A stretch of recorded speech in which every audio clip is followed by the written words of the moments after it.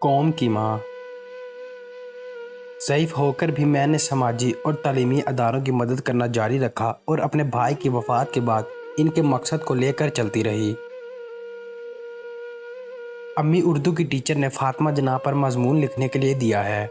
आप मेरी मदद करें प्लीज़।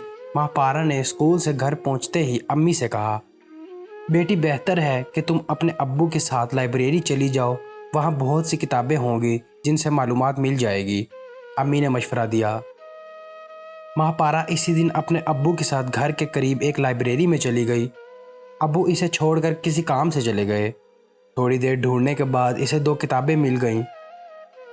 वो एक कोने में बैठकर मालूमात जमा करने लगी। इसे लिखते लिखते काफ़ी देर हो गई थी। अचानक इसने देखा कि इसके सामने एक बावकार, खूबसूरत और दुबली पतली सी खातून खड़ी थीं। इन्होंने गरारा पहना हुआ था और सर पर दुपट्टा ओढ़ रखा था। इसके चेहरे पर नूर ही नूर था और इनके पास सफ़ेद सी रोशनी महसूस हो रही थी।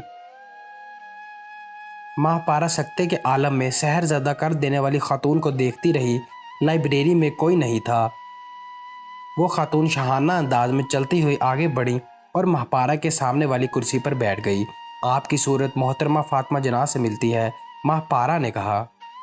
मैं फ़ातिमा जनाह ही हूँ, मोहम्मद अली जनाह की लाडली बहन। इनकी दिलकश आवाज़ में कोई जादू था जिसने महापारा को अपनी लपेट में ले लिया। आप मोहतरमा फ़ातिमा जनाह हैं? महापारा ने बेयकीनी से कहा तो इन्होंने हाँ में सर हिला दिया। महापारा टिकटिकी बांध कर देखे जा रही थी। आज मैं तुम्हें अपनी कहानी सुनाती हूँ। मैं 31 जुलाई 1893 को कराची में पैदा हुई।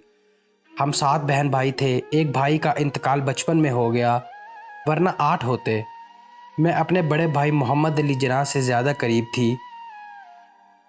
जब मैं सिर्फ 2 साल की थी तो मेरी अम्मी का इंतकाल हो गया और जब 8 साल की हुई तो मेरे अब्बू भी वफ़ात पा गए। इन्होंने बोलना शुरू किया। ओह, फिर आप किसके पास रहीं? महापारा ने सवाल किया।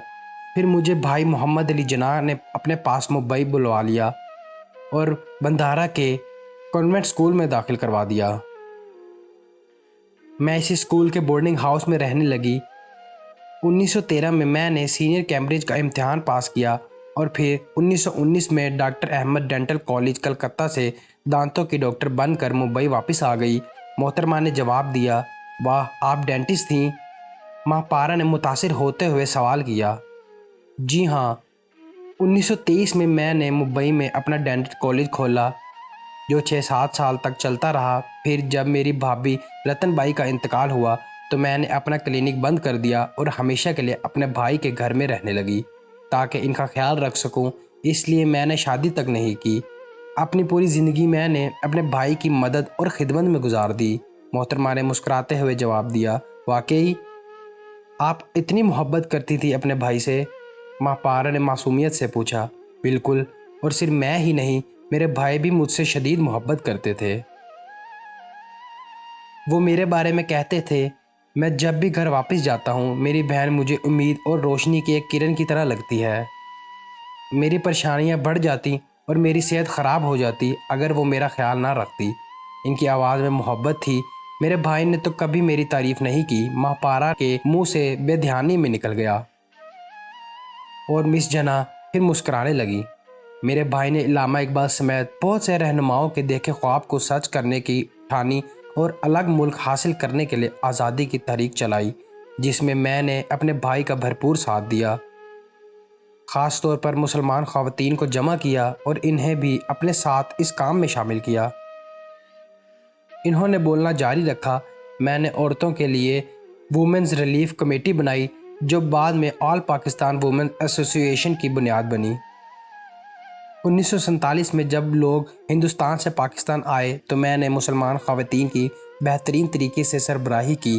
फ़ातिमा जनाह कहानी सुनाती रहीं।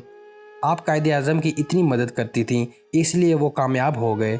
महापारा ने अपनी तरफ से अक्लमंदी की बात की। बेशक मैं हर मौके पर अपने भाई के साथ रही। मेरे भाई खुद अजीम इंसान थे। मैं इनके शाना बशाना पाकिस्तान हासिल करने की कोशिश करती रही। एक मौके पर भाई ने मेरे बारे में कहा था, मिस फ़ातिमा जनाह मेरे लिए मदद اور حوصلہ افزائی کا ایک مستقل ذریعہ ہیں۔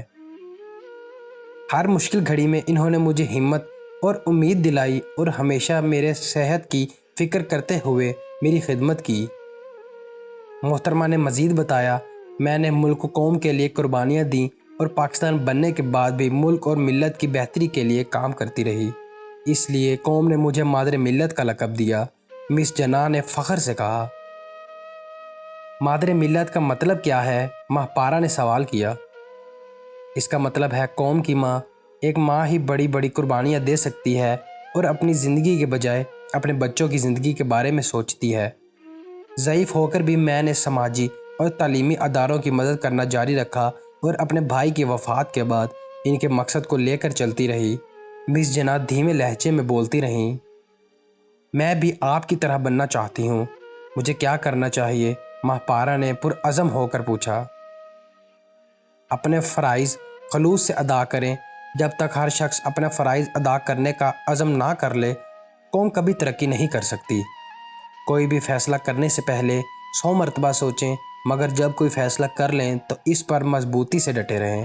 محترمہ فاطمہ جناح نے اپنے اقوال میں سے ایک سنا کر ماں پارہ کو نصیحت کی۔ اٹھیں، اٹھ جائیں، کیا نام ہے آپ کا؟ اچانک کسی نے اسے جھنجھوڑا۔ ماں پارہ ایک دم اٹھ کر کھڑی ہو گئی اور اٹھانے والے کو دیکھنے لگی۔ وہ لائبریری کی انچارج تھیں جو اسے جگانے آئی تھیں۔ کیا میں سو گئی تھی؟ اس نے اپنے آپ سے کہا، پھر چاروں طرف نظر دوڑائی، مگر وہ جادوئی اثر رکھنے والی خاتون کہیں نظر نہیں آئیں۔ اس کا مطلب ہے اس نے خواب میں انہیں دیکھا تھا۔ ماں پارہ نے گھر آ کر مضمون لکھا اور اپنے ابو کو دکھایا۔ ابو نے مضمون پڑھا تو بہت خوش ہوئے۔ تم نے تو بہت اچھا مضمون لکھا ہے، تھوڑا سا اضافہ کر لو۔ محترمہ فاطمہ جناح نے 9 جولائی 1967 کو 72 سال کی عمر میں وفات پائی۔ مزار قائد میں بہت اعزاز کے ساتھ ان کی تدفین کی گئی۔